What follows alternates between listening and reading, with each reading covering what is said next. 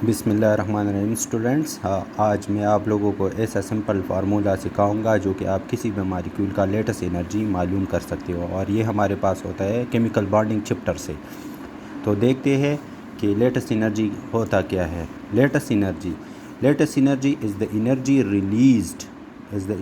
Released when an ionic compound is form. जब एक कोई आयनिक कंपाउंड बन जाता है तो उसी दौरान जो एनर्जी रिलीज़ होती है उस एनर्जी को हम क्या कहते हैं, लेटेस्ट एनर्जी कहते हैं। और ये आयनिक कंपाउंड किस चीज़ से बनेगा, ये इंडिविजुअल एटम जो कि हमारे पास एटम मौजूद होते हैं वो एटम क्या होते हैं, गैसियस स्टेट में होते हैं। फॉर एग्ज़ाम्पल देखते हैं कि हमारे पास है सोडियम जो कि गैसियस स्टेट में है, ये और क्लोरीन है, ये आल्सो गैसियस स्टेट में है। तो ये दोनों जो है हमारे पास इंडिविजुअल एटम्स आ गए, और कौन से फॉर्म में, गैसियस स्टेट में। देखो ये मैंने गैस स्टेट में लिखा है। जब ये दोनों कंबाइन करते हैं तो हमारे पास NaCl बनाते हैं, वो होता है सॉलिड फॉर्म में। तो आयनिक कंपाउंड हमारे पास बन गया। इधर ये NaCl क्या है, ये आयनिक कंपाउंड है। इसी दौरान एनर्जी रिलीज़ होते हैं, वो हम किस पे रिप्रेजेंट करते हैं, डेल्टा H पे। और ये हमारे पास होता है निगेटिव फॉर्म में, क्योंकि एनर्जी जब रिलीज़ होता है किसी रिएक्शन से तो हम उसको क्या कहते हैं, निगेटिव फॉर्म में रिप्रेजेंट करते हैं। जब निगेटिव फॉर्म में रिप्रेजेंट करते हैं तो वो क्या होता है, एक्सोथर्मिक रिएक्शन। तो ये रिएक्शन हमारे पास होगा एक्सोथर्मिक रिएक्शन। अच्छा, ये तो हमारे पास एक आयनिक कंपाउंड बन गया। अगर आयनिक कंपाउंड ब्रेक होता है तो उसका कैसे हम डिफाइन करते हैं, lattice energy is the energy required. इसके लिए हमारे पास एनर्जी रिक्वायर होते हैं, हम उसको अगर रिवर्स करते हैं, अपने गैसेस फॉर्म में तब्दील करते हैं, is the energy required to completely separate a mole of solid ionic compound. ये हमारे पास सॉलिड आयनिक कंपाउंड है, उसको हम ब्रेक करते हैं तो एनर्जी रिक्वायर होगा इनटू इट्स गैसियस स्टेट। तो हमारे पास अपने स्टेट में आ जाएगा। इस दौरान जो एनर्जी रिक्वायर होते हैं उसको हम क्या कहते हैं, लेटेस्ट एनर्जी।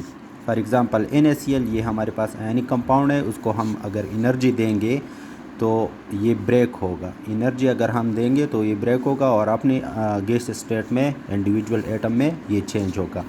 तो इस दौरान एनर्जी चेंज भी आता है, और वो एनर्जी क्या होता है, पॉजिटिव फॉर्म में होता है। ये जब पॉजिटिव फॉर्म में होता है तो हम उसको क्या कहते हैं, एंडोथर्मिक रिएक्शन। तो लेटेस्ट एनर्जी दोनों में आता है, एंडोथर्मिक और एक्सोथर्मिक रिएक्शन दोनों में आते हैं। द एनर्जी रिक्वायर्ड और द एनर्जी रिलीज। तो ये हमारे पास लेटेस्ट एनर्जी का फार्मूला है के lattice energy is equal to K(Q1 Q2 divide by R। K क्या है, के हमारे पास कांस्टेंट है, Q हमारे पास चार्ज ऑन केटाइन है, Q2 हमारे पास है चार्ज ऑन एनाइन है, और R हमारे पास है radius of cation and anion. तो हम इसको इस ACB रिप्रेजेंट करते हैं। Lattice energy is equal to constant charge on cation charge on anion divide by radius of cation plus radius of anion. तो यह हमारे पास सिंपल फार्मूला आ गया। तो इस फार्मूले के ज़रिए हम जो है ना अभी लेटेस्ट एनर्जी मालूम करते हैं। अगर आप इस फार्मूले को गौर से देख लें तो lattice energy is directly proportional to charge on cation and charge on anion, but inversely proportional to charge on radius of cation and radius of anion. तो हम इसको सेपरेटली लिखते हैं। देखिए, lattice energy is directly proportional to charge on cation, lattice energy directly proportional to charge on cation, lattice energy directly proportional to charge on anion, lattice energy inversely proportional to radius of cation, and lattice energy is inversely proportional to the radius of anion. देखते हैं अब हम इसको example देखते हैं कि latest energy हम किस तरह मालूम करते हैं मुख्तलिफ कंपाउंड की, या इसकी कंपैरिजन हम किस तरह करते हैं। फॉर एग्ज़ाम्पल हमारे पास है मैग्नीशियम क्लोराइड और एल्यूमिनियम क्लोराइड। तो देख ले, हम कहते हैं कि latest energy is directly proportional to charge of cation. जब केटाइन का चार्ज ज़्यादा हो तो जिसका केटाइन का चार्ज ज़्यादा हो उसका लेटेस्ट एनर्जी ज़्यादा होगी। तो आप इसमें देख ले, क्लोरीन तो हमारे पास है नेगेटिव, तो ये तो सेम है, ये तो हम नहीं लेते। इधर हम जो है ना केटाइन लेते हैं, तो अगर आप देख ले एल्यूमिनियम पे +3 चार्ज है और क्लोरीन पे +2 चार्ज है, तो किसका लेटेस्ट एनर्जी ज़्यादा हो गया? क्योंकि जिसका लेटेस्ट एनर्जी पॉजिटिव चार्ज ज़्यादा हो उसका लेटेस्ट एनर्जी ज़्यादा होगा, तो एल्यूमिनियम का लेटेस्ट एनर्जी ज़्यादा है। इस तरह दूसरे एग्जांपल को हम देखते हैं। अगर latest energy directly proportional charge on A9, for example हमारे पास होगा Al2O3 और हमारे पास है एल्यूमिनियम नाइट्राइड। अगर आप इसको देख ले तो हमारे पास जो है ना ये दोनों सेम है, कैटाइन जो है ना हमारे पास सेम है। A9 को अगर हम देख ले तो इधर जो है -3 चार्ज है, इधर -2 चार्ज है, 1 ऑक्सीजन पे -2 चार्ज है।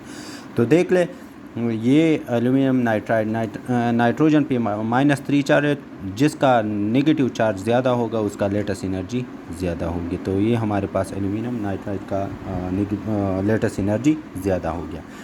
अब देखते हैं कि latest energy is inversely proportional to the charge radius of cation.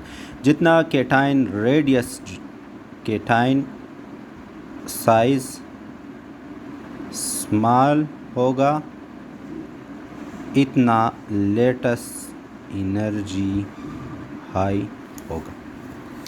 तो देख ले फॉर एग्ज़ाम्पल हमारे पास है लिथियम फ्लोराइड और सोडियम फ्लोराइड। देख ले नेगेटिव चार्ज जो है ना हमारे पास ये रेडियस ऑफ कैटाइन है, C रेडियस ऑफ कैटाइन। तो देख ले ये हमारे पास क्या है, कैटाइन है। इसमें दोनों को कंपेयर करें, सोडियम का साइज़ बड़ा है या लिथियम का, तो सोडियम का साइज़ बड़ा है तो इसका लेटेस्ट एनर्जी जो है ना कम होगा, क्योंकि ये इनवर्स रिलेशनशिप शो करता है। तो लिथियम का लेटेस्ट एनर्जी ज़्यादा है क्योंकि इसका साइज़ जो है ना स्मॉल। तो लिथियम फ्लोराइड का लेटेस्ट एनर्जी ज़्यादा होगा सोडियम फ्लोराइड से। अगर हम एक A9 की रेडियस को देख ले, उसका जो A9 होता है किसी मॉलिक्यूल में, तो इसका लेटेस्ट एनर्जी किस तरह फाइंड करते हैं? जिस A9 का साइज़ स्मॉल होगा उसका लेटेस्ट एनर्जी क्या होगी? हाई होगी। फॉर एग्ज़ाम्पल मैं एक एग्ज़ाम्पल लेता हूँ, वो क्या है, पोटाशियम ब्रोमाइड और हमारे पास है पोटाशियम आयोडाइड। तो आप देख ले पोटाशियम दोनों में क्या है, सेम है। ये तो कैटाइन है, हम A9 की रेडियस की बात करते हैं। ये पोटाशियम ये पॉजिटिव चार्ज है, ये कैटाइन है। हम सिर्फ A9 की लेंगे। तो A9 को आप देख ले तो हमारे पास ब्रोमीन जो है ना वो अगर ग्रुप में देख ले तो हमारे पास फ्लोरीन है, क्लोरीन है, ब्रोमीन है और आयोडीन है। जैसे हम टॉप से डाउन आती है तो साइज़ जो है ना इंक्रीज़ होता है। क्या होता है? किसी एटम का साइज़ ग्रुप में, अगर पीरियोडिक टेबल के ग्रुप में हम ऊपर से नीचे जाते हैं तो हमारे पास जो है ना एटम का साइज़ इंक्रीज़ होता है। तो आप देख ले ब्रोमीन का साइज़ जो है ना स्मॉलर है देन आयोडीन। सो ब्रोमीन का साइज स्मॉलर है than iodine, so the potassium bromide है higher latest energy than iodide.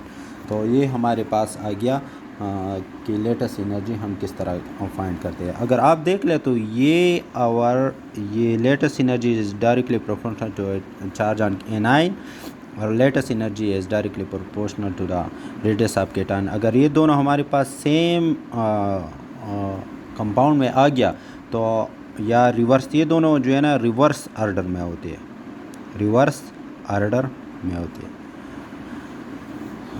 तो अगर ये दोनों आ गया तो हम किसको फिर डोमिनेटिंग लेंगे? चार्ज को हम डोमिनेट पहले हम चार्ज को देख लेंगे। अगर चार्ज हमारे पास जो है ना डिफरेंट आ गया या सेम आ गया, अगर चार्ज हमारे पहले हम चार्ज को देखेंगे, अगर चार्ज सेम आ गया तो फिर हम रेडियस पे जाएंगे, जिसमें हम फिर एनाइन का या कैटाइन का रेडियस देखते हैं। तो चार्ज हमारे पास क्या हो गया? डोमिनेटिंग फैक्टर हो गया। तो ये हमारे पास हो गया लेटेस्ट एनर्जी, जो कि हम किसी भी कंपाउंड का लेटेस्ट एनर्जी इजीली मालूम कर सकते हैं। आप सिर्फ ये फार्मूला याद रखें और फिर उसको सिंप्लीफाई कर लें इस तरह तो 4 में डिवाइड कर लें। तो आप किसी भी कंपाउंड को या मॉलिक्यूल को इसके नीचे रख के फिर देख लें कि ये कौन सा जो है ना हमारे पास हाई लेटेस्ट एनर्जी शो करता है। तो कैसी लगी हमारी वीडियो आपको? अगर अच्छी लगी है तो प्लीज़ लाइक करें चैनल को और सब्सक्राइब करें और अपनी दोस्तों के साथ शेयर करें। अल्लाह हाफिज़।